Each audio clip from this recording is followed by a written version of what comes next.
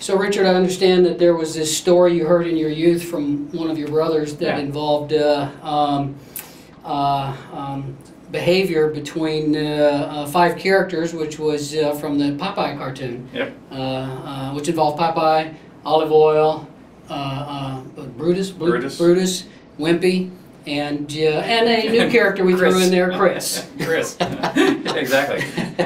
And that the story, which was a kind of an ethical dilemma, inspired the way that you picked your character's moral path. That's right. In Ultima 4. Right. So could you share that with us? Oh, yeah. And your answer for those who did the most dastardly deed of those 5. You know, of course, it's interesting. We've been reading the answers that other people have been sending in. Yes. And what's fascinating about that, and in fact, I've never actually seen a statistical results of that original story, so I don't know what the normal is. But it's fascinating to see that, you know, in a cursory look at the responses we've been getting, there's very few people that have the same list of 5. I mean, you think of how many permutations there are. I guess it can't be that many. We've had more answers than possible permutations. I agree. I've scanned through those answers, and there's like every possible combination you could imagine. And I'm sure people have thought about it carefully too. So I think it makes a compelling point that with a fairly simple description of what the virtue or vice, what the good or bad behavior is,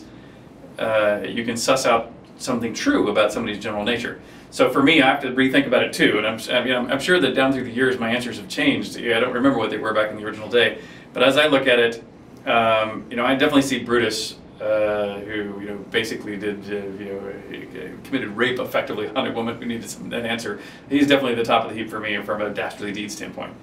But then it gets much more complex. You know, I'd probably put Popeye next, probably, just because I'm a big on forgiveness.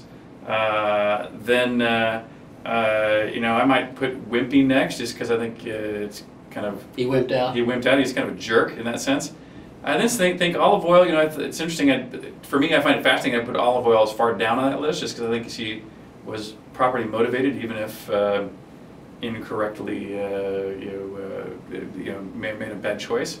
And then I also go with the character Chris. My brother originally said, when he told me the story, he said, I think Chris did the good. He was the guy that did the good deed in this whole story. So for beating up Popeye. For beating up Popeye. He's the only one that took some action. For bailing on Olive Oyl, because she slept with Brutus to be with him. Right. So he's going like, that guy was trying to do some good. And even though I wouldn't go quite that far, I still, don't put him high on the inappropriate list, relatively speaking.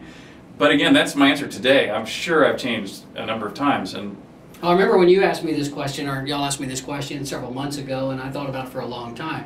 I actually personally put Chris at the top of the list because of physical violence. Oh, that's right. Yeah, and he's the only one that actually forcefully performed an act of physical aggression against one of the other characters. Good point. So for me, I put that at number 1. Right. Which, and by the way, when you hear other people's arguments about it, you go like, oh yeah, I like that argument. Makes sense. I know. So you end up changing your positions. And so that's what I really liked about the story, is it was one that was very difficult to order at all. It was one where the conditions in your life and the journey you've been on in life will have changed your positions, and having discourse with other people about it can also change your positions. Mm-hmm. And so I thought, okay, well, that means those positions are pretty good. And so right as I was thinking about doing about virtues, and I'd come up with the 8 principal virtues, or the 8 virtues, not 3 principles, 8 virtues. I then said, okay, well, I can't tell, no one's going to sit through a story that is not just about 5 people, but about 8 people. Mm-hmm. And you have to listen and listen and listen and listen and listen and listen and listen, and then I'm going to ask you and have you then sit and think and think and think and think and order them out. I'm going like, that will never work. So I said, okay, maybe if I break it down, I thought, if you start with eight questions, or 8 options, well, with 4 questions, I could let you pair them. Then, like a sports ladder, after 4 questions, then 2 more questions, then 1 question. So with a total of 7 questions, I can actually build the whole tree, and they'd be very short. And I thought, I can get through that. And so I then thought, okay, with 7 questions, I can build a sort. Now, how do I make sure that the questions are fair? Because when you write a question, it's very easy by the nature of what is that good deed, or what is that bad deed, and on the other side, what is that good deed or bad deed, will bias your choice if you clearly make one deed more dastardly than the other without regard to the virtue or vice that it's showing. And so what I did is with the employees we had at the time, back in, this was in the frozen wastelands of New England. This was back in 83 and 84. Exactly. So what I did is I took about half my whopping sample group, which might have been 20 people total, I think. Half people I had to answer, rank these, I gave them a definition of the virtue, rank these in order 1 to 8. Another half the sample group, I started with the questions, and I said, here's the questions I'm thinking of. Answer these set of questions, and I would build a tree. And then I'd have each group perform the other action. And then what I would do is I'd see if my questions compared to their rational thinking about it were close. And actually, right, even off the cuff, they were pretty close. But there were clearly a few standouts where I'm going, like, okay, that question has clearly biased people in favor or against one of these virtues. So I tuned the question until I got it to the point where people generally close enough matched their real life, their think about all 8 of them together, answer it, and the way I do it with the simple tree.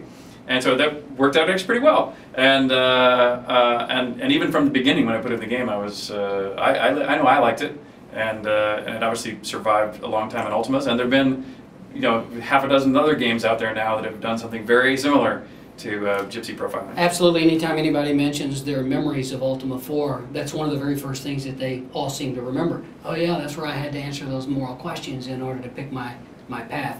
That really seemed to resonate with people and last the years of their memory. Exactly. And so not only since we invented it, but also since it's now become public domain, so to speak, via the fact that lots of other people are now doing it in other games. I think it's something that clearly we should go do. So absolutely we'll be doing that for the players, is finding a new interpretation of the morality test to provide you the opportunity to enter the world. Awesome. As long as violence is the worst thing you can do to somebody else. No. As long as you're taking advantage of some poor innocent, that's the worst thing you can do. All right. Alrighty. See you at Shroud of the Avatar.